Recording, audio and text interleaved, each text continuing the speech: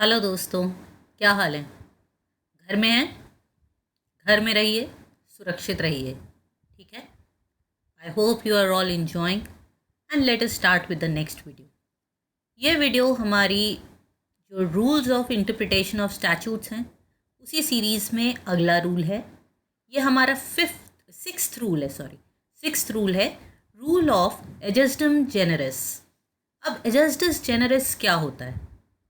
इस वर्ड का मतलब है, ये एक लैटिन वर्ड है और इसका मतलब होता है कि एक जैसे होना, एक to belong to one kind, एक जैसे होना। जैसे एलएलबी के स्टूडेंट्स हैं, हम सब एलएलबी के स्टूडेंट्स हैं, एक जैसे हैं। अब अगर एक दो इंजीनियर्स भी आ जाएं तो वो क्या हमारे जैसे हैं? तो एक जैसे होना, यही है एजस्टम जेनरस।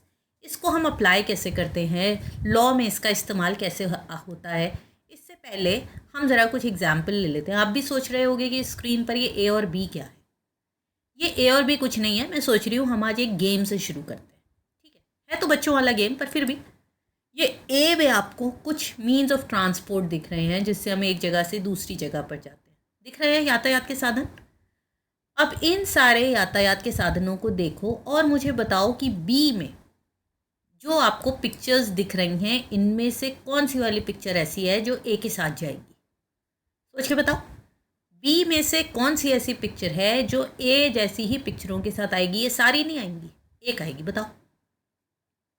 बिल्कुल सही। आप ये कहोगे तो बच्चे भी बता देंगे, बिल्कुल बच्चे बता देंगे। और इसमें आएगा एरोप्लेन। क्यों आएगा? क्योंकि ये सारे हवाई यातायात के साधन हैं, एयर ट्रांसपोर्ट है। और इसमें ये जो यॉट है, ये जो ट्रेन्स हैं, ये रोड, ये सब जो है एयर ट्रांसपोर्ट नहीं है। तो इसका मतलब ये जो ए है ये इसी की तरह है, इसी की काइंड का है। अब सेम काइंड है, ए जैसा ही है, तो ये है रूल ऑफ एजस्टम जेनरस के साथ। यही हम लॉ में अप्लाई करते हैं। अब हम लॉ में कैसे अप्लाई करेंगे, अब हमें ये देखना है। ये जो रूल है ये भी बहुत पुराना रूल है, मिस्चिफ रूल की तरह। इसको हम लॉर्ड टेंटरडेंस रूल भी कहते हैं, जो कि 1596 में आया था। काफ़ी पुराना रूल है ये। अब इस रूल का जो मतलब है, मैंने आपको बताया, ये लैटिन मैक्सिम है जिसका मतलब है ऑफ द सेम काइंड, एक जैसे होना, एक ही तरह की चीज़ों को बिलोंग करना। ठीक है। अगला है इसका explanation. If there is a list of words in a statute followed by a general word, मतलब कुछ ऐसे शब्द हैं स्टैचूट में जो लिखे हुए हैं और उसके बाद कोई जनरल वर्ड है। जनरल वर्ड का मतलब मैं बताती हूँ। The general words are limited to the same sort of items as are mentioned in the specific theme. तो ये जो जनरल वर्ड्स हैं, ये जो हमारे स्पेसिफिक वर्ड्स पहले आए थे उसी के जैसा होगा। जैसे मैं कहूँ एरोप्लेन, हेलीकॉप्टर आदि। अब ये जो मैं आदि लगा रही हूँ या इसी की तरह के, तो ये जो वर्ड आदि या इसी की तरह के हैं, ये किस पे लग जाएगा? क्या ये आपकी साइकिल पे लगेगा? नहीं लगेगा। तो जो हमारा जनरल वर्ड है वो उन्हीं वर्ड्स की तरह होना चाहिए जो वर्ड्स उससे पहले थे। अब ये रूल कोर्ट्स कब यूज़ करते हैं? जब कोई ऐसी कंडीशन आ जाए जो हो सकता है पहले ना सोची गई हो। हर केस अलग होता है। कुछ ऐसी कंडीशंस आती हैं जब लॉ बनाते हैं वो सारी कोई थोड़ी देख पाता है।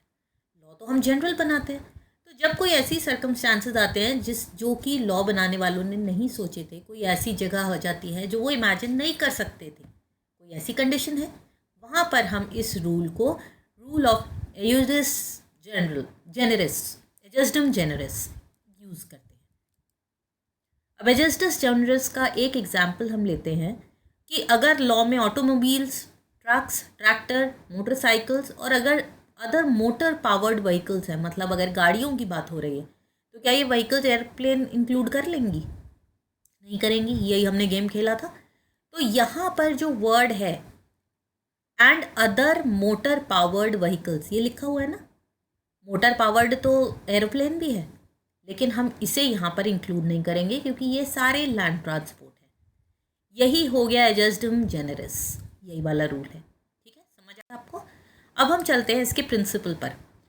इसका प्रिंसिपल है कि अगर लेजिस्लेचर जनरल वर्ड्स लगा रहा है, तो अगर वो ये चाहता कि इसके जैसे नहीं हो, तो वो ये दो तीन भी ना लिखता। अगर जैसे पीछे हमने लिखा अदर मोटर व्हीकल्स, तो मोटर व्हीकल्स लिख देता। गाड़ी, ट्रक, स्कूटर, इन सबको लिखने की, जीप, इनको लिखने की ज़रूरत ही क्या थी? वो सीधे ये लिख देता हर मोटर व्हीकल। उसमें एरोप्लेन भी आ जाता, बोट भी आ जाती, स्टीमर भी आ जाता। अगर लेजिस्लेचर ने ये लिखा है, कुछ शब्द लिखे हैं, तो इसका कोई ना कोई मतलब तो होगा, वरना वो इसे भी यूज़ ना करता। जनरल वर्ड्स जो हैं उनको उनके असली अपने ही सेंस में लेना चाहिए, जब तक कि वहाँ पर लिखा ना हो कि हमें इसे किसी और कंटेक्स्ट में अप्लाई करना। अगर वहाँ पर मोटर गाड़ी लिखा है तो आप कार ही मानोगे, कोई और मोटर गाड़ी नहीं मान लोगे। ठीक है, ये ना कहो कि जो चक्की पीसते हैं उसमें भी तो मोटर लगी हुई है। तो जो उसका ऑर्डिनरी सेंस में मीनिंग है हम उसको लेके ही चलेंगे। कई बार जो ड्राफ्टर्स होते हैं, जो हमारे लॉ को लिखते हैं, ठीक है, वो आगे जनरल टर्म्स लगाते थे, कितने लिखेंगे, आपके रोड पर कितनी तरह के व्हीकल्स चलते हैं। टेम्पो चलता है, टेम्पो ट्रैवलर्स चलती हैं, तिपहिया चलता है, अब तो ई रिक्शा भी चलता है, हाथी चलता है, बहुत सारी चलती है। क्या लॉ में वो एक एक एक एक छांटेगा? उसके बाद भी कोई ना कोई रह जाएगा, या हो सकता है आज से 10 साल बाद कोई नया आ जाए, तो वो वहाँ पर एंड अदर्स करके काम चला लेता है। कोट्स जो हैं, ये जो एंड में लगता है ना जनरल, इसको हम कहते हैं कैच ऑल फ्रेज।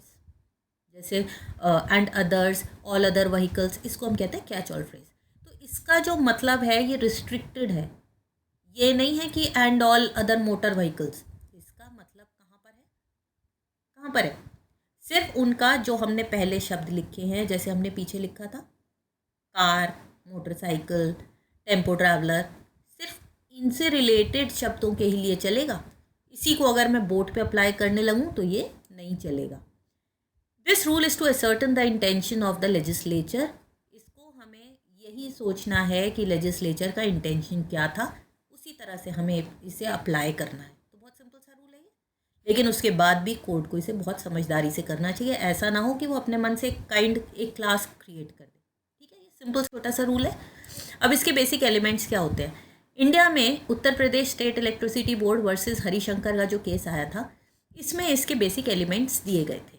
यहाँ पर सुप्रीम कोर्ट ने 5 ऐसे एसेंशियल एलिमेंट्स दिए थे, यहाँ पर हम इस रूल ऑफ इंटरप्रिटेशन को यूज़ करते हैं। पहला क्या है? The statute contains an enumeration by specific words.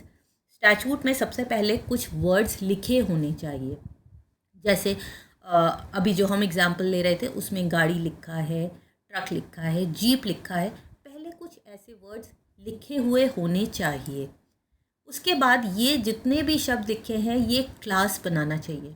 जैसे मोटर कार, जीप, ट्रक, ये सब एक क्लास बना रहे हैं। अब मान लीजिए अगर मैं लिख दूं कि कार और शिप और एरोप्लेन, क्या ये क्लास बनता है?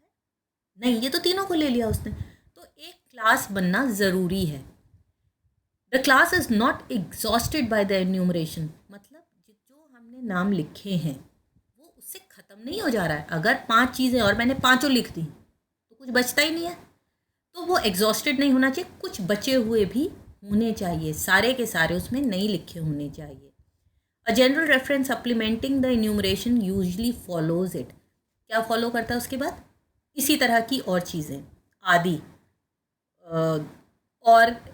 और सारी जगहें, और जो बचे हैं वो भी। तो इस तरह के कुछ कोट्स यूज़ हो सकते हैं। There is not clearly manifested an intent that general term be given a broader meaning than the doctrine requires. ज़्यादातर कोर्ट ये नहीं करेगा कि जितना हमारे लॉ में लिखा है उससे आगे बढ़ चढ़ के अपनी क्लास की बात बता दे। मान लो मैं दवाइयों की बात कर रही हूँ और डॉक्टर ने मुझसे कहा बेटा जूस पिया करो, जूस में विटामिन सी होता है, तो क्या वो जूस दवा बन जाएगा? अब कोर्ट जो है बहुत ही दयावान हो जाए और कहे हाँ ये जूस भी दवा है, तो ये तो गलत है। तो कोर्ट को ज़रूरत से ज़्यादा जनरल नहीं होना है। अब इसकी एप्लीकेबिलिटी कहाँ कहाँ है, हम इसे कहाँ कहाँ यूज़ करते हैं? ये प्रिंसिपल सिर्फ कहाँ पर यूज़ होगा? जहाँ पर जनरल वर्ड के आगे लेस जनरल वर्ड लिखा हो, जहाँ पर ये लिखा होगा आदि, वहीं पर तो यूज़ होगा। इसी तरह की और चीज़ें बाकी सब जगह तो यूज़ नहीं होगा।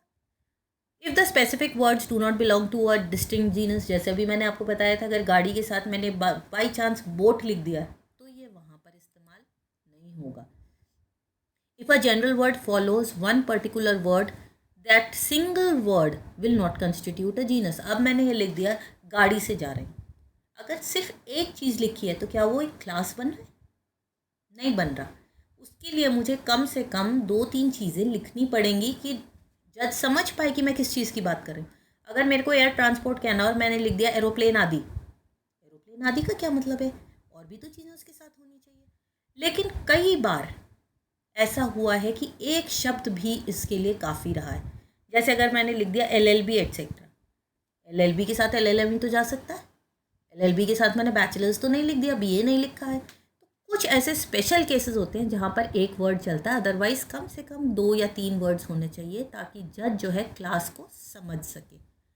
The principle of ejusdem generis is not a universal application. ये हर जगह अप्लाई नहीं होगा, सिर्फ कुछ परिस्थितियों में अप्लाई होगा। If the constant of legislation rules out the applicability of this rule, मान लीजिए को उस हमारे स्टैचूट में ही लिखा है कि जो 4 ऊपर दिए हुए हैं इसके अलावा ये किसी पे अप्लाई नहीं करेगा, तो क्या जज अपने मन से जोड़ सकता है उन 4 में 5वीं चीज़? जैसे मैंने आपको ए वाला जो पिक्चर था उसमें लिखा हो कि ये सिर्फ ए वाले ही पिक्चर्स पे अप्लाई होगा, तो क्या वो बाद में जो बी में एरोप्लेन था उस पर अप्लाई हो जाएगा? अगर स्टैचूट में लिखा है सिर्फ इन्हीं चीज़ों पर अप्लाई होगा तो कोर्ट अपने मन से उसको बढ़ा नहीं सकता है। लास्ट क्या है? Identified class has some objective relation. जो भी हमने क्लास बनाया है उसका हमारे नियम से कोई रिलेशन भी होना चाहिए। अगर मैं मोटर व्हीकल एक्ट की बात करूं तो उसमें मोटर क्या है हमें ये बताना पड़ेगा, इसमें हम एरोप्लेन को नहीं ले आएंगे, ठीक है। अगर मैं गुड्स एक्ट की बात करूं तो मेरे को गुड्स बताना पड़ेगा कि क्या है, और गुड्स का हमारे एक्ट से रिलेशन होगा तभी तो वो लागू होगा। तो जो भी हम टर्म को ले रहे हैं उसका हमारे लीगल जो हमारा लॉ बना है, जो स्टैचूट है, उससे रिलेशनशिप होना चाहिए। अब इसे 2 केसेस में और देख लेते हैं, फिर ये ख़त्म हो जाएगा। Powell versus Kempton Park race course 1899 का केस है ये। इसमें क्या हुआ था कि कोर्ट में जो उन्होंने पढ़ा था उसमें क्या लिखा था कि the words other place were held to mean other indoor places. Indoor place क्यों कहा था? क्योंकि जो अदर प्लेस से पहले चीज़ें दी हुई थी वो क्या थी? हाउस, ऑफिस, रूम्स और प्लेस। इसमें हाउस, ऑफिस, रूम ये सब इंडोर्स है, इसमें कोई स्टेडियम, प्लेग्राउंड ये सब तो नहीं लिखा है। तो जब ये वर्ड्स दिए हुए हैं तो कोर्ट ने कहा था सिर्फ इंडोर प्लेसेस इसमें आएंगी, मतलब अंदर वाली चीज़ें जो बिल्डिंग्स हैं जिसमें अंदर जगह होती है वही चीज़ें आएंगी। इसमें बाहर सड़क हो गई, स्टेडियम हो गया, प्लेग्राउंड हो गया, पार्क हो गया, ये चीज़ें नहीं आएंगी। तो ये जो पार्क वाली जगह है ये उसमें नहीं आएगी।